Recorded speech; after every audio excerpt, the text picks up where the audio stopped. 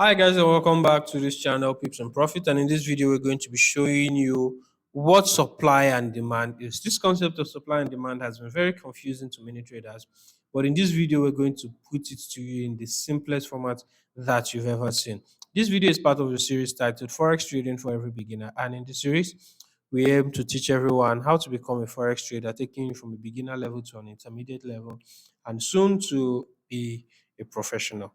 All right, so let's hop straight into the video: supply and demand. Now, the concept of supply and demand uh, simply means a position in price that sends or where price begins to sell from or where price begins to buy from. That is simply put. All right, but in understanding the dynamics of supply and demand, you need to understand price movements. All right, you need to understand price movements. So let's move straight into how supply and demand shape currency values or shape the movement of price. So for basics, supply is the quantity of a currency that sellers are willing to offer at a given price. The quantity of a currency that sellers are willing to offer at a given price, while demand is the quantity of currencies that buyers are willing to purchase at a given price. We're going to show a chart example of these. All right. So when price increases, there is definitely a demand for it. All right. When we're noticing an increase in price or when price starts sticking to the upside, it means that there is a demand for price around that region. All right. So when demand exceeds supply, price tends to rise.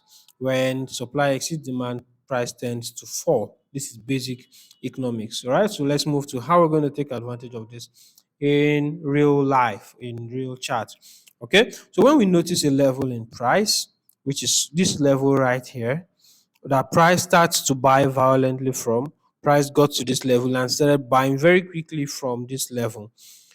On a return to this level, we expect that price will continue to buy from, because it means that this level in price is quite favorable for buyers. Buyers are willing to purchase this particular currency pair from this particular level. Hence, you saw the first move to the upside. It moved violently, it moved so fast. Now, this is different from support in that a support is a particular price point. It could be signified as a clear horizontal line. Meanwhile, for a demand, it could be a zone, just like this. Now, you can see how many times price came into this level and bought from. Now, it's not a particular price point, it's a whole zone. This whole zone is a demand zone. So price came into it the first time, bought, came into it a second time, bought, came into a third time, it still bought, came into it a fourth time, it bought. That means this level is favorable for buyers. So buyers are willing to purchase this particular commodity or this particular stock or this particular bond or this particular currency at this price. Okay, so this is a whole demand zone. It's different from support and resistance in that in support and resistance, price is targeting a particular price point. You see things like double bottoms or triple bottoms or double tops or triple tops in support and resistance. So in support, you would have seen double bottom somewhere. All right, so there's a support level right around here where we see price reacting to this level more than once.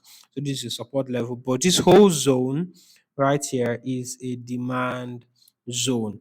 All right, so that's the difference between demand and support. Okay, so it's a whole zone for demand. In support, it's just a price point. All right, so quickly let's look at an example for supply. All right, so for supply, the particular region, the particular zone, which is this red shaded area. For demand, it was the green shaded area right here. This green shaded area is the demand zone. For supply, it is this whole red shaded area, the whole area right here that is shaded red is the supply zone. So if you notice any zone where price takes off rapidly or very fast from, that is a supply zone. It's taking off from that particular zone. All right. So you can see how price took off very rapidly from this zone. Sorry.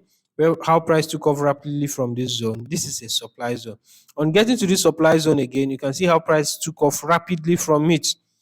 On getting here again, it was quite slow here, but in this fourth instance, price was quite fast to move away from it.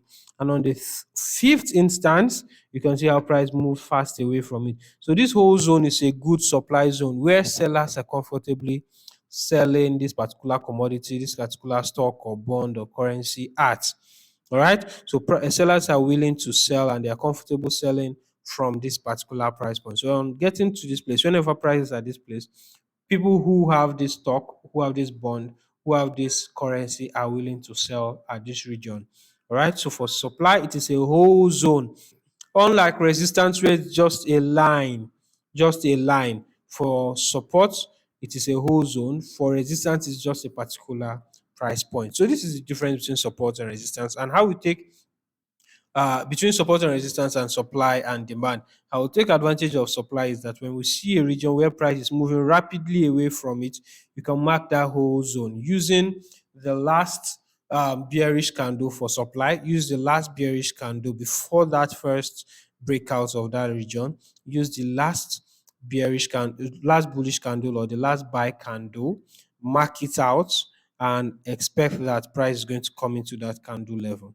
All right, it's called the supply zone. For demand, you can mark the last bearish candle before price moved rapidly to the upside. Mark the last bearish candle or the last sell candle and extend it to the left and expect that whenever price retraces into it or whenever price returns into it, there should be a reaction. So this is simply what supply and demand is, and we hope you're going to take advantage of it whenever they show up in the market. So with that being said, like this video if you enjoyed what you learned, and you can subscribe to this channel if you haven't. Share these videos with your friend or this whole playlist with your friend who wants to become a forex trader. And until next time, we wish you good luck and good trading.